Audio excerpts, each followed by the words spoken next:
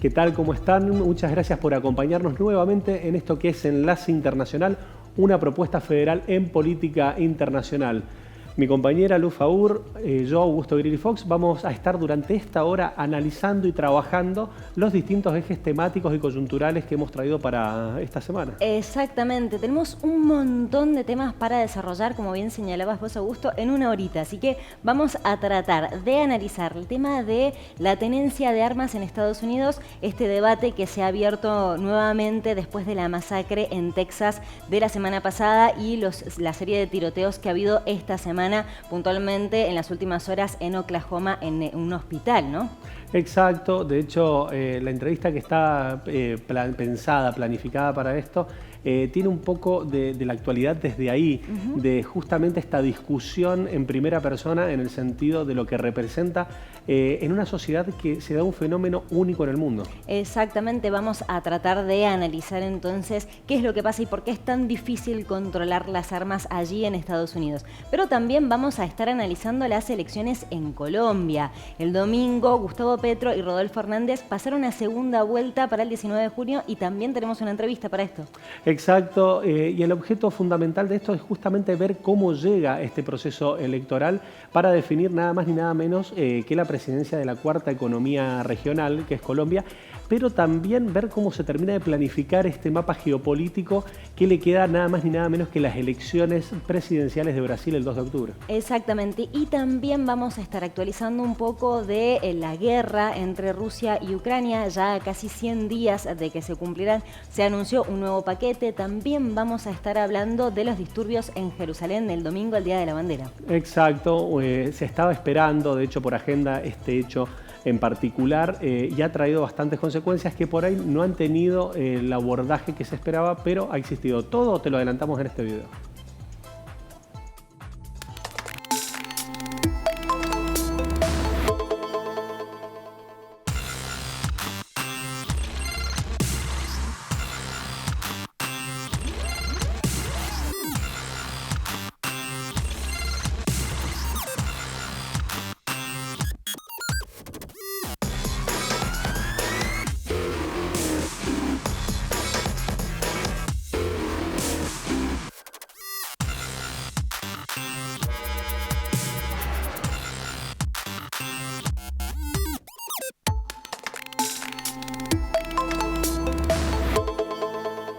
Y ahora nos vamos a Estados Unidos porque vamos a analizar el tema de la reapertura del debate en cuanto a lo que es tenencia y control de armas, ¿no, Augusto? Exacto, de hecho para esto estamos en contacto con Mauricio Zabalza, él es periodista, un amigo de la casa, que muy gentilmente esta vez nos da la posibilidad de poder conversar con él en primera persona qué es lo que ha pasado, a qué se debe este fenómeno y cómo ha impactado.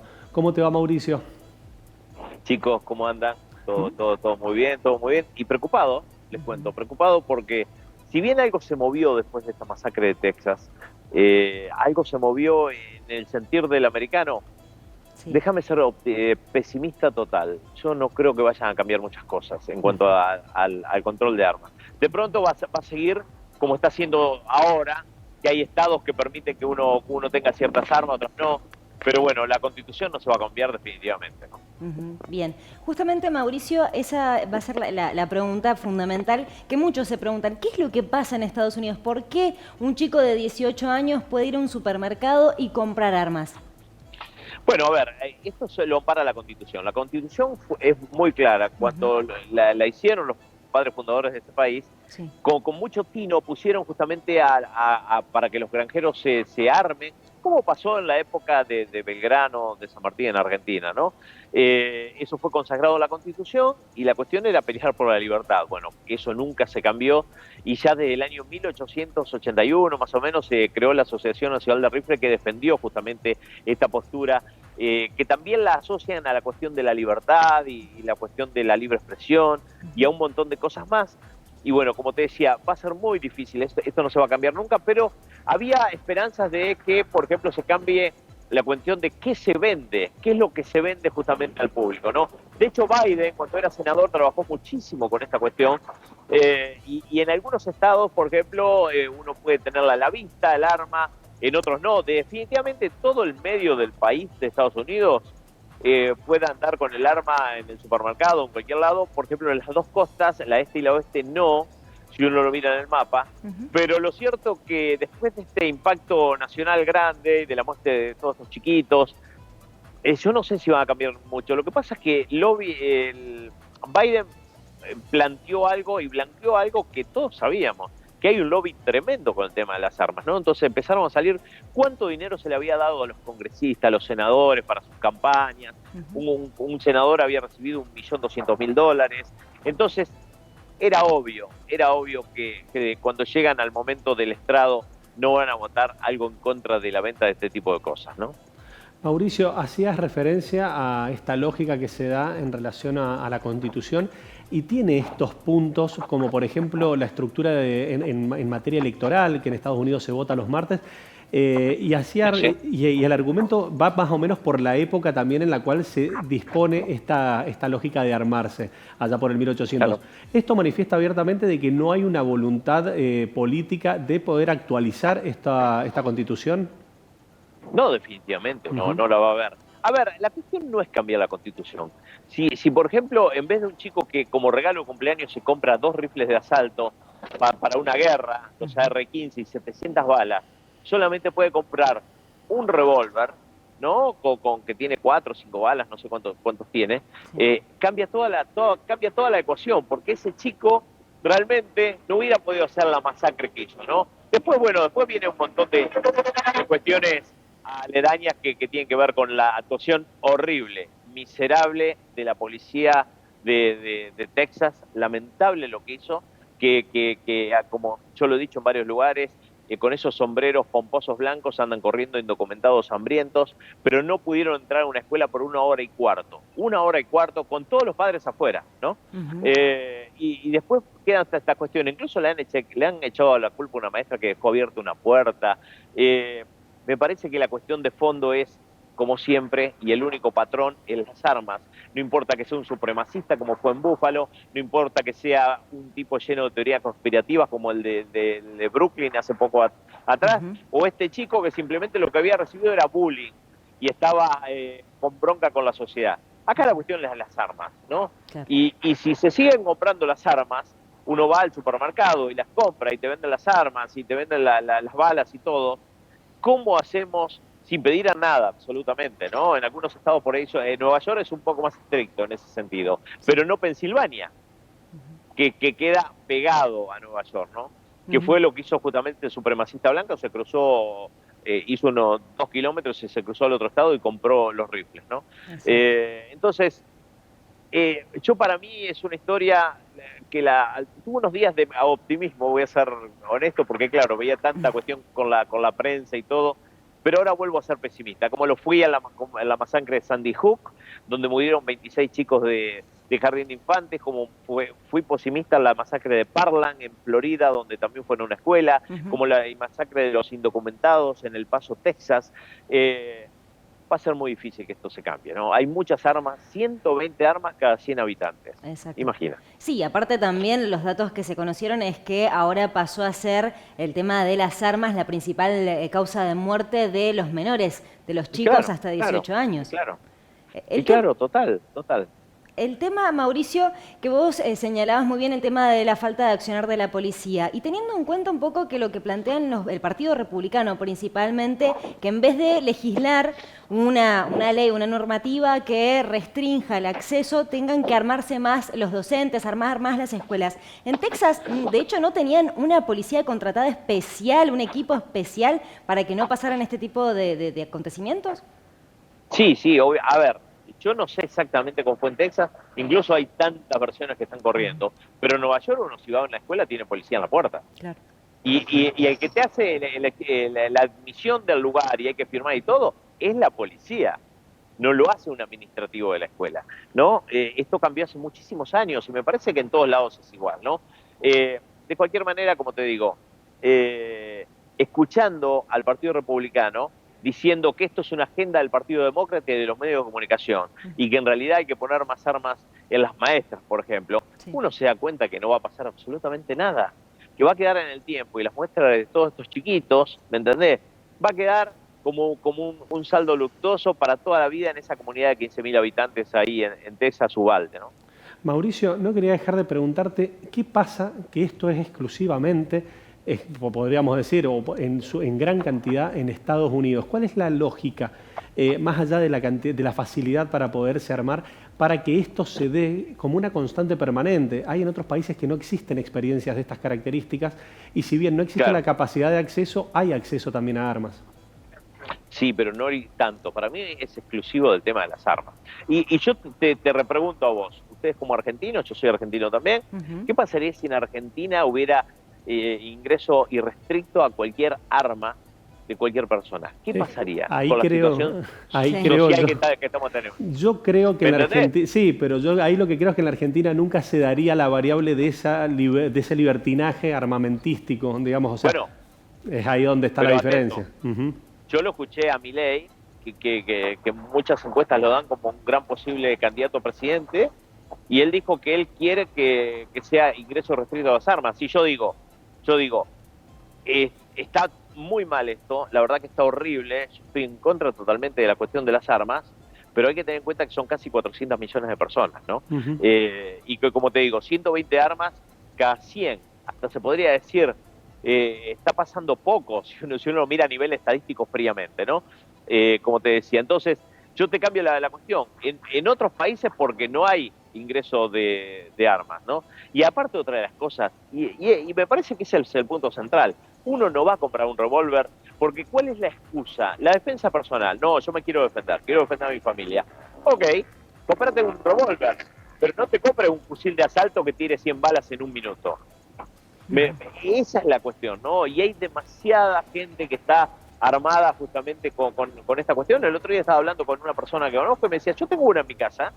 Digo, ¿para qué la tenés? ¿No? Porque uno le agarra como cierta adversión al tema de las armas. Y dice, no, vive en una zona alejada. Dice, yo qué sé qué puede pasar de noche. Yo la tengo ahí. O sea, fue y la compró. Bien. Sin ningún tipo de problema, ¿no? Bueno, Mauricio, te agradecemos como siempre este contacto. Dale. Ya sos amigo de la casa, es un placer hablar con vos. Dale, abrazo grande, se los quiere, chicos. Igualmente. Abrazo.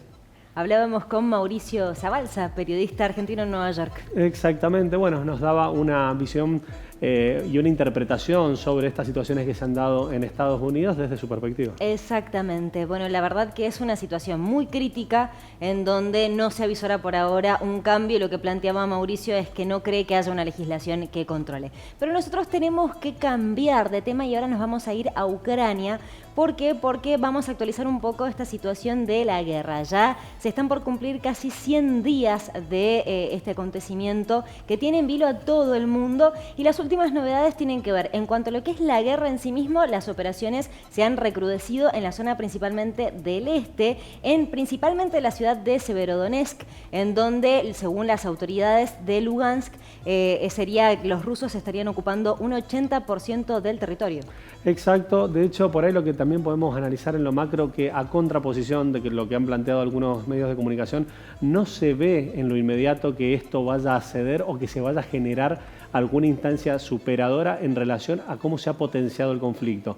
En su momento planteábamos la financiación por parte de Estados Unidos, avalada por el Congreso, de alrededor de 33.000 millones de dólares a Ucrania, y por otro lado vemos también cómo Rusia está potenciando los vínculos en materia comercial con China, lo cual le da justamente la capacidad de poder buscar herramientas para evadir los tipos de sanciones que se han ido aplicando por Occidente. De hecho, bueno, justamente en base a nuevas sanciones, el lunes se anunció en la cumbre de los 27 miembros de la Unión Europea un sexto paquete en contra de Rusia que implica principalmente un bloqueo del 90% de lo que importan de petróleo. Sí, básicamente este bloqueo tiene que ver con dejar de importar petróleo ruso en un 90% a fines de 2022, solamente el que llega por vía marítima y no así el que llega por el oleoducto de Druzhba, que es el que principalmente lleva el combustible a Hungría. Por eso se cataloga como una suerte de victoria de Víctor Orbán, que es el que venía poniendo el veto a este nuevo paquete. Ahí lo que se da justamente es el peso de varios países limítrofes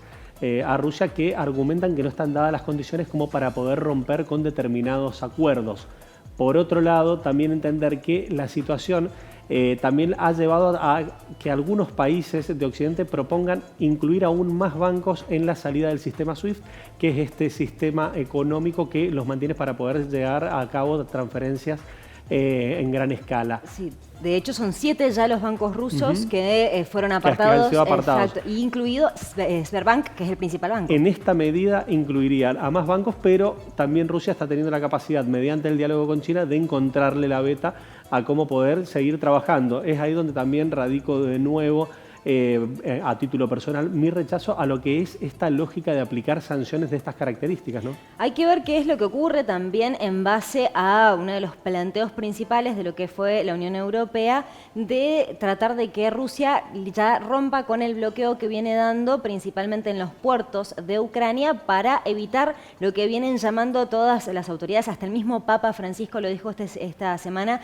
en cuanto a lo que es la crisis alimentaria. Y de hecho hay novedades en cuanto a esto, porque Rusia habría aceptado una mediación de Turquía y el martes que viene habría una reunión para tratar de encontrar un corredor seguro y que empiece a permitirse la exportación principalmente de trigo. Ahora, a mí lo que me genera grandes dudas es en un contexto de mayor cantidad de sanciones, por más que se dé un potencial diálogo, ¿cómo se va a poder avanzar si no se está, si, digamos, están aplicando más sanciones? Claro, lo que ellos plantean es que si aplican estas sanciones es para tratar de evitar el financiamiento de la maquinaria de guerra de Rusia. Eso es lo que ellos plantean. Y Rusia lo que dice es que mientras más sanciones tiene, es más difícil que él levante el bloqueo alimentario. Entonces es como un círculo vicioso. Bueno, en lo inmediato lo que se entiende es que no van a haber grandes avances para poder resolver este conflicto que promete seguir. Exactamente, así que bueno, vamos a seguir tratándolo nosotros aquí en Enlace Internacional, pero ahora nos vamos a Jerusalén porque allí el domingo se dieron una serie de enfrentamientos, disturbios, principalmente entre la policía de Israel y los palestinos. ¿Por qué? Porque ese día se conmemoraba el Día de la Bandera, es el día en que los nacionalistas israelíes conmemoran la unificación del territorio de Jerusalén cuando anexionan la parte este en la Guerra de los 6 días de 1967. 70 palestinos heridos. Tal cual, vemos un conflicto que no cesa, de hecho se anticipó esto, se esperaba la fecha, como te lo dijimos en la introducción, justamente porque no han existido voluntades concretas y reales, por más cambio de gobierno que se han dado en Israel, nuevas formaciones, sigue siendo un tema de empuja que de hecho está bastante latente. Algunos críticos planteaban que no tendrían hoy por hoy la capacidad los palestinos de poder generar algunos ataques fuertes por la situación en la que quedó Franja de Gaza. La realidad es que entendemos que es lo contrario y que por ahí que este contexto de guerra no le esté dando la cantidad de cobertura que por ahí en otros momentos se le dio, no quiere decir que esto no esté en un punto muy complejo, ¿no? De hecho está en un punto muy complejo, complejísimo se podría llegar a decir, si se tiene en cuenta que este fue el desencadenante el año pasado de la Guerra de los 11 días. Sí, fue ese mismo día, el Día de la Bandera, por los disturbios que jamás el movimiento islamista palestino decidió días después empezar a lanzar cohetes desde Gaza, lo que llevó a este conflicto o a esta escalada bélica. Ahora se visora este contexto muy complejo en donde en las últimas semanas ha habido una serie de enfrentamientos. Ya se contabilizan más de 35 palestinos fallecidos, la mayoría milicianos, pero también algunos civiles y 19 israelíes. Dentro de los civiles palestinos que han fallecido en el marco de este conflicto, hay 2 periodistas palestinas.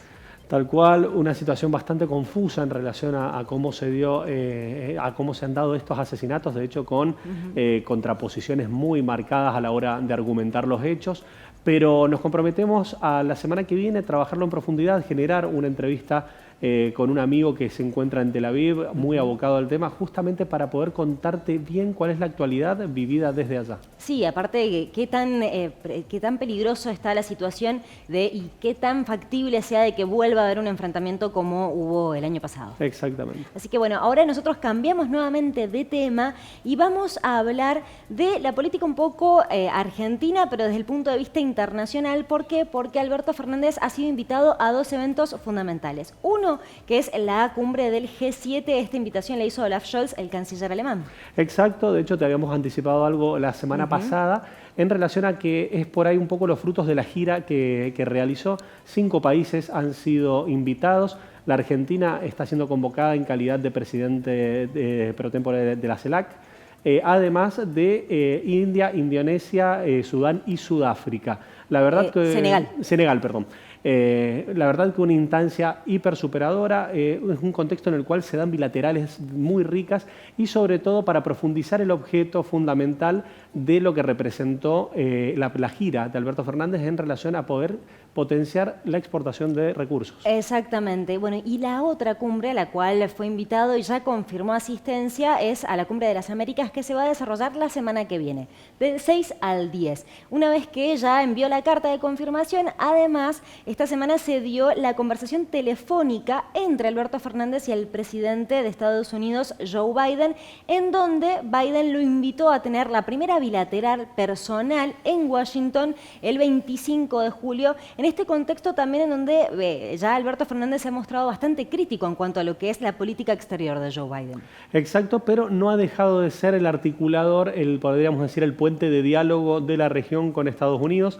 De hecho, en relación a las figuras que hay, un Jair Bolsonaro bastante crítico desde un principio hacia Joe Biden, Colombia, con la cual ha perdido un poco el vínculo por este desgaste político que se ha dado, y ni hablar en relación a Chile con el cambio o el giro político en relación a la presidencia de Gabriel Boric. Así que nosotros nos comprometemos a la semana que viene seguir el minuto a minuto de qué es lo que pasa en esta cumbre, que digamos genera mucha expectativa de qué es lo que va a pasar. Lo que se conoce hasta el momento es que por ahora todavía no cierran el listado de los países que van a participar, así que va a haber mucha tela para cortar allí para la semana que viene, ¿no? Exacto, así que lo vamos a estar trabajando. Nosotros ahora vamos a un breve corte, pero quédate ahí porque en el próximo bloque vamos a estar haciendo una entrevista muy interesante para profundizar las elecciones en Colombia. Ya volvemos.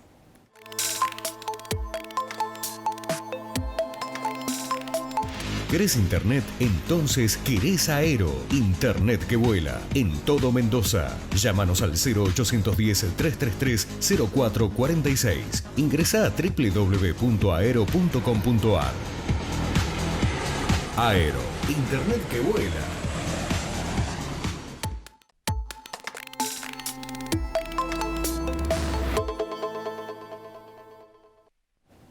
Continuamos con Enlace Internacional. Como te anticipamos, queremos trabajar en profundidad este proceso electoral que se ha dado en Colombia, que ha dejado para la segunda vuelta a los candidatos Rodolfo Hernández y Gustavo Petro. Exactamente, para analizar todo lo que ha dejado las elecciones en Colombia, ya tenemos en comunicación vía Zoom a una amiga de la casa a quien solemos consultar también en materia de lo que está pasando en Colombia. Estamos hablando entonces con Natalie Zárate. Ella es politóloga, especialista en educación de derechos humanos. ¿Cómo estás, Natalie? ¿Cómo estás? Hola Luz, Augusto, muy bien, muy contenta de estar de nuevo por acá, igualmente, viéndonos y siempre un placer hablar con ustedes. Igualmente, Natalie. Bueno, preguntarte, ¿qué conclusiones sacás o qué lectura haces de las elecciones del domingo? Bueno, digamos que por un lado hay una sorpresa que no fue tan sorpresa en realidad, pero que para buena parte de la población sí lo fue.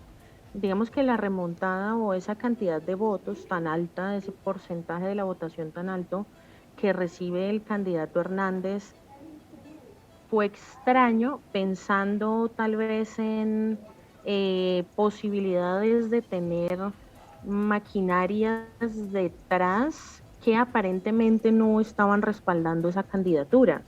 Un candidato que no asistió a debates, que no tenía encuentros en plazas públicas, como sí lo tuvieron los otros dos candidatos que se perfilaban con más fuerza, que eran Gustavo Petro y Federico Gutiérrez.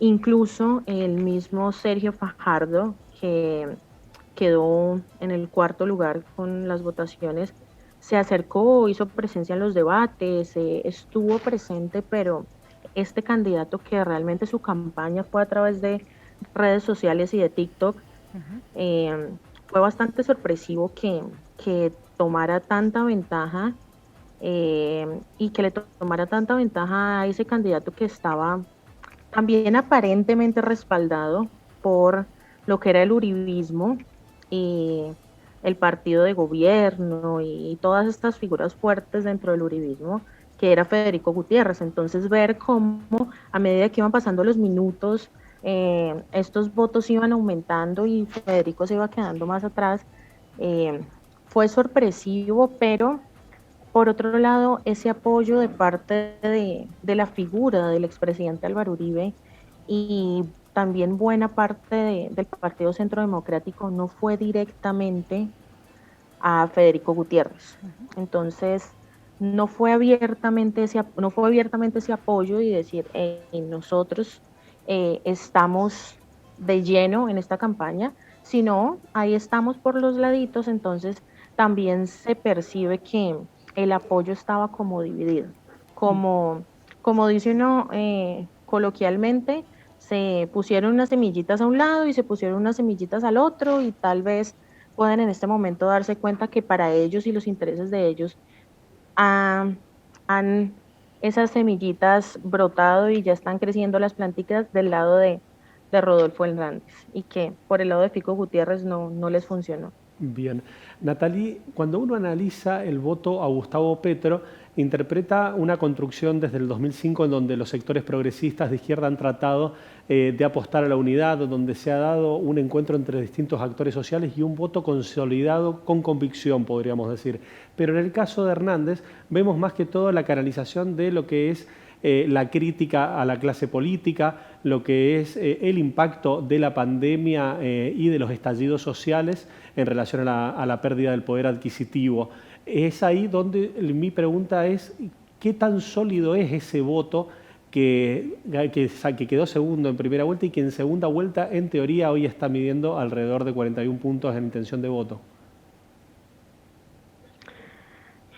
Convicción desde el conocimiento y desde el creer que ese candidato político va a cumplir en el momento de que llegue a la presidencia el papel que se supone deben cumplir los presidentes, independiente de la línea política que tengan, si hablamos de izquierda, de progresismo, de centro, derecha, independientemente de eso, se supone que esta figura presidencial debe tener unas características que, por el lado de Rodolfo Hernández, y haciendo un análisis de él, se acerca más a lo que podría ser un líder populista que realmente un conocedor del territorio y de las dinámicas que se necesitan también administrativas para ejercer un cargo como presidente. Entonces, siento que ese sector de la población que ha apoyado a Rodolfo va más desde esas ideas que se vendieron a través de redes sociales, de no a la corrupción, pero detrás hay un caso pendiente penal precisamente por corrupción, este candidato.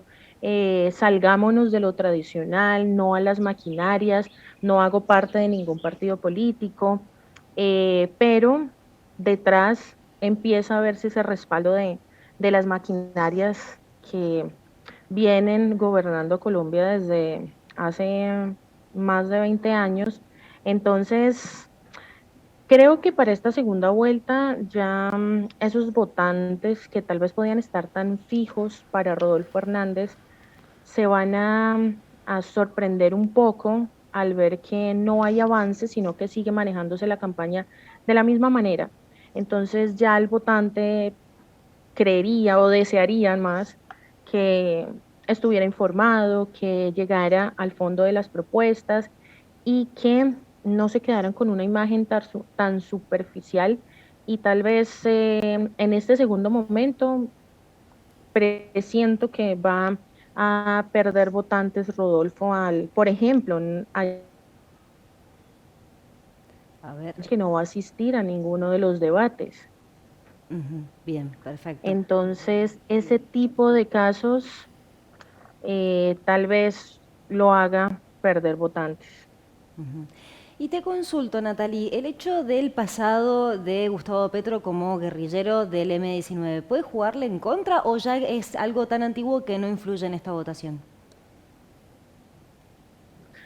Mira que todavía hay un sector de la población que se mantiene en insistir sobre ese tema, pero más desde el desconocimiento, más desde el desconocimiento de los procesos y no tal vez porque lo crean fervientemente que una persona que hace unos años hizo parte de esta línea de pensamiento ideológica de una guerrilla con unas características puntuales, de una guerrilla que no surge como una guerrilla comunista, como si fue la guerrilla de las FARC, que surge tras un fraude electoral, bueno, con muchas características diferentes a lo que la gente tal vez relaciona con las guerrillas en Colombia.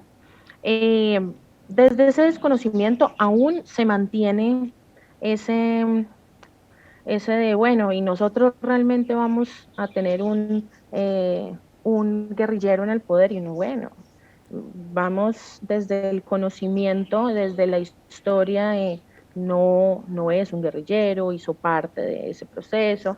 Entonces, también veo que lo que es la campaña de Gustavo Petro ha buscado desde la pedagogía acercarse a muchos votantes, ¿no? Desde lo informativo, desde los encuentros, desde las plazas públicas, desde los diferentes sectores, siento que buscan también desde la pedagogía eh, terminar con esas dudas que pueda tener la población sobre ese tema, pero igual los sectores contrarios al petrismo, claro que la siguen usando y para ellos tal vez ha funcionado. Es una de las que más siguen usando de cómo se va a permitir que un exguerrillero llegue al poder. Natalie, en relación a los antecedentes, sobre todo en el siglo XX, de lo que terminó pasando en relación a asesinatos a candidatos a la presidencia, a persecución política a sindicalistas, a exguerrilleros, ¿vos creés que la figura de Gustavo Petro principalmente puede correr algún riesgo muy concreto si llega a ganar las elecciones? Tristemente, en Colombia esa es una zozobra constante. Eh, Incluso en el cierre de campaña en la ciudad de Bogotá se vivió una situación bastante tensa que no sé si lograron verla a través de los medios internacionales, y era que prácticamente las personas que estaban en la Plaza de Bolívar, esta plaza de la ciudad de Bogotá tan emblemática, no podían ver, era el momento en el que estaba hablando Francia Márquez, la candidata a la vicepresidencia, Gustavo Petro, que los escoltas estaban con unos escudos y tenían que proteger tanto porque la situación estaba tan tensa que solamente se le escuchaba la voz a la candidata, no se lograba ver porque hay un temor y manifiestan que han encontrado tal vez planes para atentar contra su vida. Y quisiera decirles que no es un temor que se tenga en este momento, pero sí, sí es un temor, además que en ese pensar de que haya ese cambio en el gobierno en Colombia y que pueda llegar al poder un gobierno progresista, no se sabe qué respuesta, tal vez violenta, venga de esos sectores que van a perder el poder que tienen desde hace tantos años. Y Natalie, ¿cómo influye en estas elecciones el hecho de que Colombia nunca haya tenido un presidente de izquierda? Pues mira, esa es una parte también sorpresiva, porque a pesar de que sea una segunda vuelta, hay que identificar que definitivamente el ganador de la primera vuelta fue Gustavo Petro y su fórmula vicepresidencial Francia Márquez. La cantidad de votos fue grande, más de 8 millones de votos, que en las elecciones pasadas eran para Gustavo Petro la mitad. Entonces, definitivamente fue el ganador de esta jornada electoral, y el perdedor en parte fue el uribismo, porque si bien llegaron a acompañar esta campaña presidencial de Rodolfo Hernández, pues no era tal vez lo que ellos esperaban y empiezan a perder fuerza, pero la están buscando retomar con ese apoyo a Rodolfo.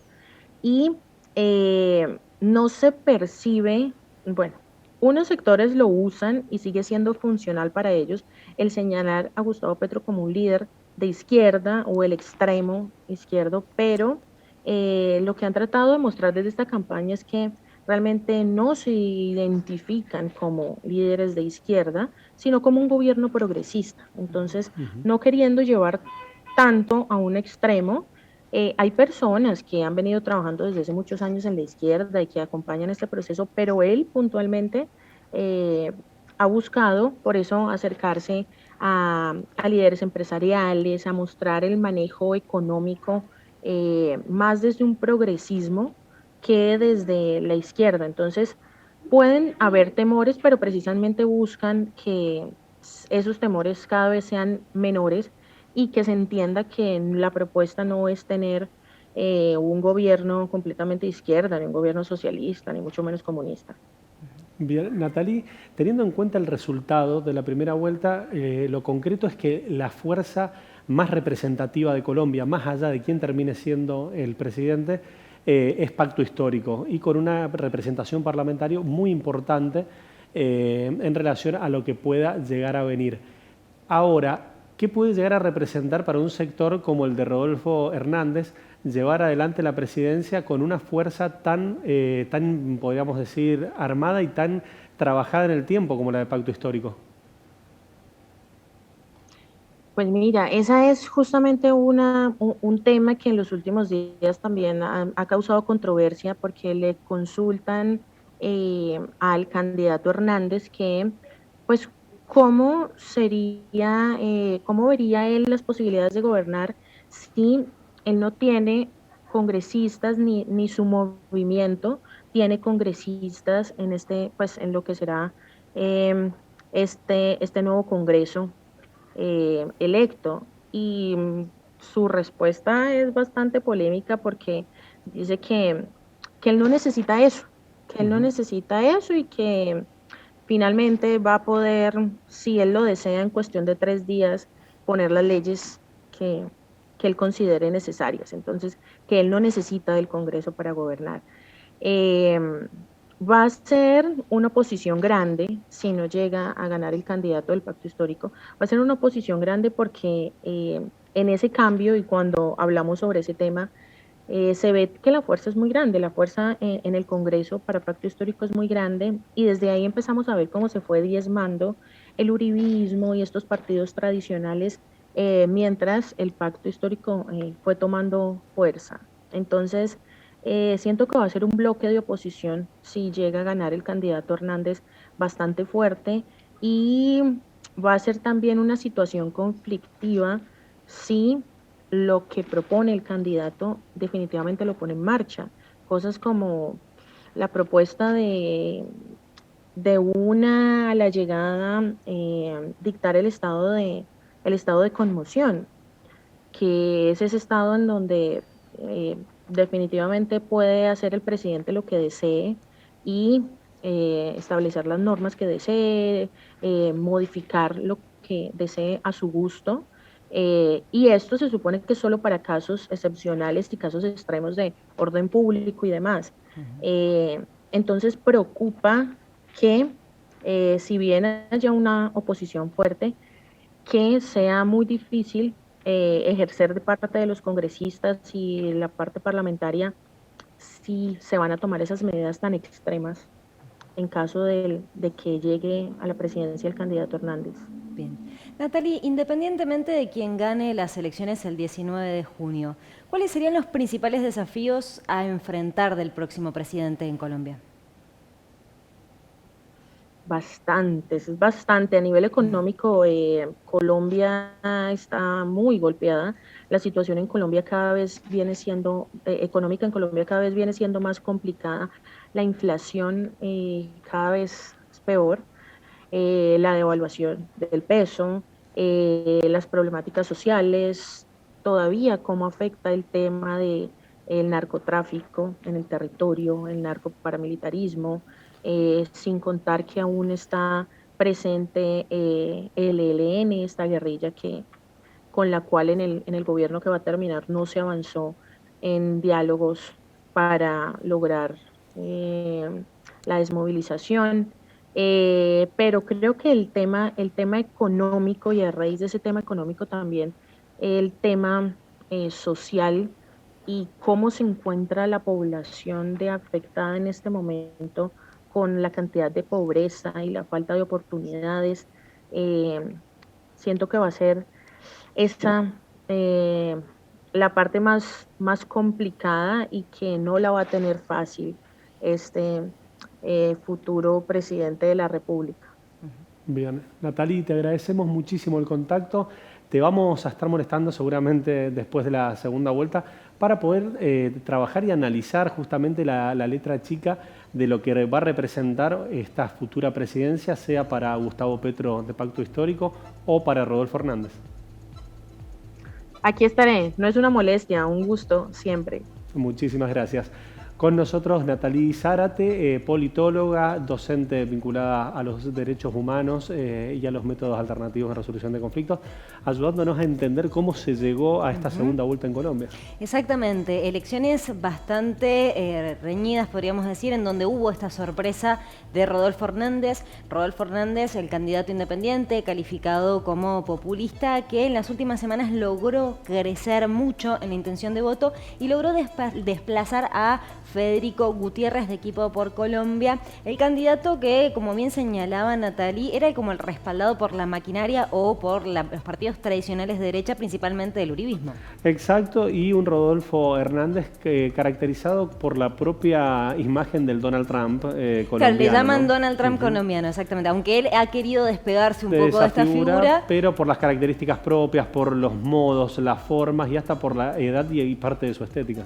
Así que bueno, la verdad que es bastante interesante lo que está pasando en Colombia y consultábamos entonces con Natalie Zárate, digamos, cuáles serían las principales conclusiones, esto que llamó la atención de cómo fue que creció Rodolfo Hernández y Gustavo Petro, que pese que no logró la victoria en primera vuelta, fue el candidato más votado con 8.500.000 votos. Exacto, 0,33% el caudal de votos en porcentaje contra alrededor de un 28,2% de Hernández en segundo lugar. Exacto, con 5.900.000 votos el segundo Rodolfo Hernández y en tercer lugar quedó Federico Gutiérrez con 5 millones de votos. Exacto. No te vayas ahora que tenemos una propuesta como todas las semanas en materia de ambiente y cultural que no tiene desperdicio.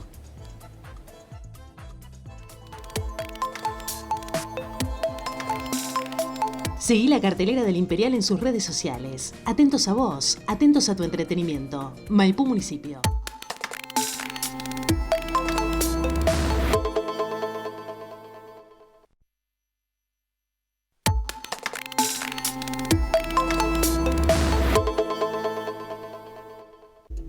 Continuamos con Enlace Internacional y tenemos, como acostumbramos todas las semanas, una propuesta en medio ambiente, pero la verdad que esta tiene sus particularidades, ¿no? Exactamente, es una propuesta muy interesante porque vamos a hablar de qué son los humedales y cuál es la importancia desde la perspectiva ambiental, para lo cual ya tenemos en comunicación vía Zoom a Patricia Pintos. Ella es investigadora, geógrafa y miembro de la Red Nacional de Humedales. ¿Cómo estás, Patricia? Un gusto tenerte aquí. ¿Qué tal? Buenas tardes, Luz. Buenas tardes, Augusto. Un gusto para mí comunicarme esta tarde con ustedes. Igualmente. Bueno, Patricia, empezar justamente en este segmento que nos preocupamos por el ambiente, hablando un poco de qué son los humedales y cuál es la importancia que tienen a nivel ambiental. Los humedales son ecosistemas críticos para la calidad de vida, la calidad ambiental de las comunidades que viven en áreas próximas a ellos. Son, para definirlos de manera sencilla, ecosistemas que se caracterizan por la presencia estacional, semipermanente o permanente de agua, lo cual les da unas características ambientales y paisajísticas muy particulares. Precisamente esa condición de la presencia del agua como elemento organizador le otorga características también desde el punto de vista de la flora y la fauna muy particulares y por supuesto una riqueza en términos de biodiversidad muy grandes. Pero fundamentalmente se los conoce por sus atributos, ¿no? por sus aportes en términos de lo que se conoce como bienes y servicios ecosistémicos, es decir, todos aquellos factores que cumplen un papel muy favorable para el desarrollo de la calidad ambiental de estos ecosistemas, fundamentalmente porque son los responsables primarios, fundamentales, de la captura o secuestro del dióxido de carbono de la atmósfera, que es, como sabemos, responsable de la producción de gases de efecto invernadero que inciden directamente en el agravamiento del cambio climático. O lo podríamos ver por la positiva, la presencia de humedales, precisamente lo que permite es contrarrestar los efectos del cambio climático o crisis climática, como se prefiere hablar en los últimos tiempos, para referir a las causas, al origen antrópico, digamos, de los cambios en el clima. Pero bueno, tienen una cantidad enorme de otros bienes y servicios ecosistémicos, son proveedores, como decía, de una biodiversidad muy grande, permiten el sostenimiento de las áreas costeras, es decir, mantienen a las áreas costeras de los efectos de los procesos erosivos, son corredores de biodiversidad, retienen el agua en épocas de excesos hídricos, es decir, por precipitaciones extraordinarias durante un ciclo húmedo, o por el contrario, la retienen también durante los periodos secos. Bueno, son medios para la navegación, para el desarrollo de una cantidad enorme de actividades productivas para las comunidades que viven en vinculación con ellos, y tienen la capacidad además de filtrar el agua que ingresa a las napas subterráneas, por lo tanto se comporta como un riñón de la naturaleza, ya que depura, tiene esa capacidad depuradora del agua, con lo cual, digamos, por esto es que se los refiere como ecosistemas críticos, en el sentido de que no da igual que los humedales estén presentes en la vida de la humanidad o no lo estén. Bien, Patricia, en relación a lo que es el país y la región, ¿cuáles son los principales humedales y en qué lugares se encuentran? Bueno, en América Latina tiene una presencia muy importante del orden del 20% de los humedales del mundo. No es el subcontinente donde los humedales tienen la mayor presencia. Asia tiene la mayor cantidad de este tipo de ecosistemas en el mundo, pero es cierto que el mundo está viviendo todo un proceso de retroceso de estos ecosistemas de la mano de los cambios en los sistemas productivos y en las formas de producir también los ámbitos urbanos, ¿no? Hay un informe de Wetlands International, de la Fundación Internacional que estudia la cuestión de los humedales, que identifica que entre el año 1970 y el año 2015, es decir, es un registro de hace muy poquitos años, la retracción a nivel mundial es del orden del 35% de los humedales en ese periodo.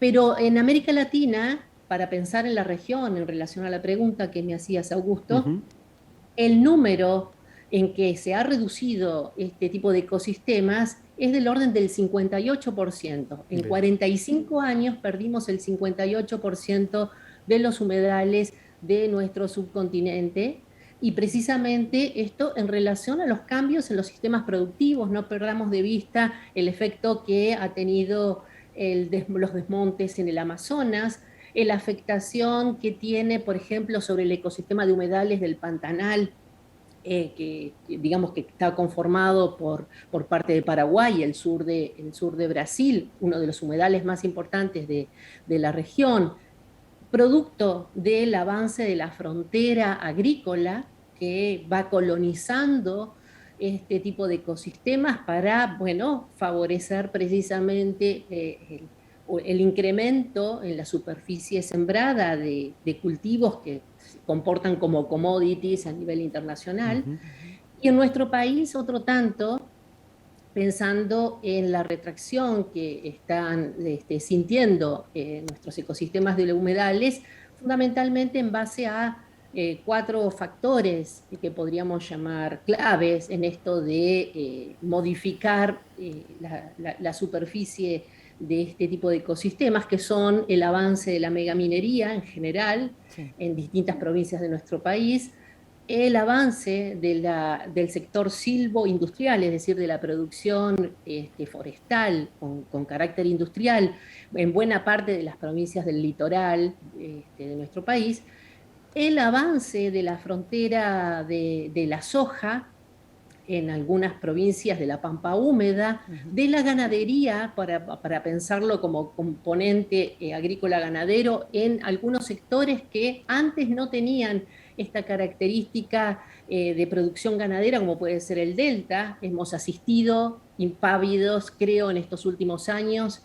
a una sucesión de eventos de incendio en las islas del delta que están relacionadas con el avance de una ganadería más intensiva que reemplaza a las características propias de ese ecosistema de humedal, y ni qué hablar del avance de la actividad inmobiliaria que tiene que ver con la cuestión de la construcción de un imaginario que liga a los paisajes de humedales con la posibilidad de vivir frente a cuerpos de agua supuestamente naturales, pero ya muy transformados por la actividad inmobiliaria. Claro. Esos serían como los grandes factores que están incidiendo en la retracción en nuestro país de este tipo de ecosistemas.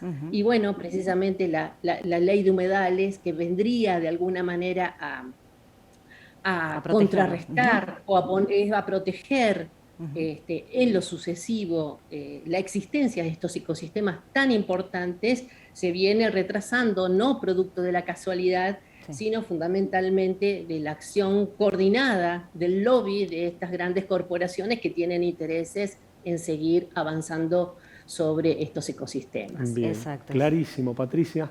Te agradecemos muchísimo el contacto y te vamos a estar molestando en el corto plazo para poder profundizar, para poder seguir trabajando, porque la verdad que nos has dado una cantidad de datos y de porcentajes que son hiperútiles, pero la verdad me gustaría seguirlo trabajando. Un gusto, Augusto, Luz, cuando quieran. Muchísimas gracias. Gracias. Gracias a usted. Hablábamos con Patricia Pintos, geógrafa, investigadora y miembro de la Red Nacional de Humedales, que nos explicaba entonces qué es un humedal y cuál es la importancia y este dato particular que daba de la pérdida de los humedales, principalmente en América Latina, de un 58%. Tal cual, haciendo una referencia concreta a que representa un 20% de los humedales a nivel global en la región, pero con una pérdida sustancial en el paso del tiempo del 58% en los últimos 45 años. Exacto. Así que bueno, vamos a seguir claramente este tema, hay que profundizarlo más y vamos a comprometerla entonces a Patricia para un próximo segmento de ambiente. Pero ahora tenemos que cambiar de tema y vamos al segmento cultural. Exacto, tenemos una película interesantísima vinculada a este tema que hemos estado desarrollando con Mauricio Zabalza en relación a lo que representa esta situación tan violenta que se vive en los Estados Unidos a nivel armamentístico. Exactamente. ¿Y qué mejor película que refleja esta problemática y la apertura del debate en cuanto a la tenencia y el control de las armas que Bowling for Columbine, una película de Michael Moore del año 2002 y que toma como punto de partida la masacre de Columbine de 1999. Esto, digamos, lo que él toma como ese punto de partida, empieza a tratar de entender cuáles son las causas o cuáles son los motivos por los cuales ocurren este tipo de masacres. Exacto, podríamos decir que un clásico en la temática, que yo lo entiendo como la película más importante sobre lo planteado, en el sentido de que fue muy disruptiva en su momento, pero por desgracia no ha perdido vigencia en nada. No, de hecho hay cosas Está muy actualizadísimas. Claro, actualizadísimas. Por ejemplo, bueno, hace mención esta crítica a la Agencia Nacional del Rifle, que pocos días después de la masacre de Columbine terminan haciendo en el mismo Texas un evento de este tipo, o sea, en la misma ciudad, un evento de la agencia, una convención nacional, y plantean esto de la falta de relación. Según la Agencia Nacional, no hay ningún tipo de relación entre las masacres y la tenencia de arma, algo que ha sido mencionado por los críticos en cuanto al hecho de decir, sí, se trata de proteger el derecho de los ciudadanos norteamericanos a tener armas, pero no el derecho a la vida. Exacto, y además algo que por lo que te sugiero verla es justamente por la capacidad crítica, por lo ácido que es el propio director en el sentido de cómo lo plantea y con un espíritu muy superador, o sea, y con una visión de una sinceridad intelectual que la verdad que es admirable. Sí, aparte es entretenida, tiene no solamente, bueno, es un documental, pero no es el clásico documental, tiene también... Tiene el sello propio de su director. Exacto, el sello propio de Michael Moore, tiene animación, bueno, cuenta con el testimonio de distintos artistas, como por ejemplo los creadores de South Park, que son de ahí mismo, de Columbine. Hace una crítica, hace una comparación con los países, por ejemplo, con Canadá, el hecho de que Canadá, por ejemplo, tiene mucha cantidad de armas, pero no ocurren este tipo de masacres. Es una interesantísima propuesta, está en YouTube, te lo repito entonces, es Bowling for Columbine, el país en armas, pero así la puedes encontrar en YouTube. Exacto, pero bueno, antes de irnos, comentarnos el outfit que has traído para hoy. Divino, me encanta, es precioso el outfit que me ha dado el atelier Ellen Hansen para este programa. Vamos de abajo para arriba, miren lo que son estas botas de cuero ecológico, ay no, me encantan, son súper top. Y la babucha de corderoy, ahí me acompaña la cámara, miren el detalle de los brillos en el costado, súper divino, plateado, me encanta, precioso, aparte tiene un calce, lo tienen en todos los talles, el suéter de lana natural, miren lo que es divino, con este estampado plateado, y miren lo que es el anillo, por favor, me quedé enamorada en el minuto en que lo vi, todo lo que tienen allí en el atelier, la verdad que es hermoso, y encima tienen este compromiso con el cuidado del medio ambiente, lo que les da este plus, por lo que trabajan moda responsable y sustentable. Vayan, les repito, tienen que ir a San Lorenzo 576, Ciudad de Mendoza, porque se van a quedar como yo, enamoradísimas de todo lo que tienen. Tal cual. Bueno, les agradecemos muchísimo por habernos acompañado. Es un gusto enorme haber podido estar también en los distintos televisores, como le decían antes. En los televisores, sí. De San Juan, me trajo recuerdos. De San Luis. Y ahora también con la gente de Construir TV para toda la Argentina. Así que nos encontramos la semana que viene. Chau, chau.